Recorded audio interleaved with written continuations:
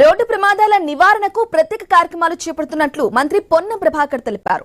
ప్రజాపాలన పట్టణ ప్రగతి ప్రణాళిక పోస్టర్ను ఆవిష్కరించారు. దీని ద్వారా పిల్లలు పెద్దల వరకు రవాణా నిబంధనలు అర్థమయ్యేలా అవగాహన కల్పిస్తామన్నారు. 6 రోజులకు సంబంధించి అన్ని జిల్లాలకు షెడ్యూల్ ఇచ్చామని తెలిపారు. ప్రజలను భాగస్వామ్యం చేసేలా కార్యక్రమాలు ఉంటాయన్నారు. కేంద్రం తీసుకువచ్చిన రఘవీర్ పథకం ద్వారా 25,000 నగదు బహుమతి అందిస్తున్నానని పొన్నం తెలిపారు. పోలీస్ శాఖ మరియు రవాణా శాఖ రెండు సంయుక్తంగా రాష్ట్ర వ్యాప్తంగా తెలంగాణ ప్రజలందరికీ ఈ అలైవ్ అండ్ రోడ్ సేఫ్టీకి సంబంధించిన అంశం మీద కార్యక్రమాలు నిర్వహిస్తూ ఉంది. 13వ తారీఖు నుంచి 18వ తారీఖు దాకా రవాణా శాఖ పోలీస్ శాఖ సంయుక్తంగా ఈ యొక్క అలైవ్ రోడ్ సేఫ్టీ కార్యక్రమం.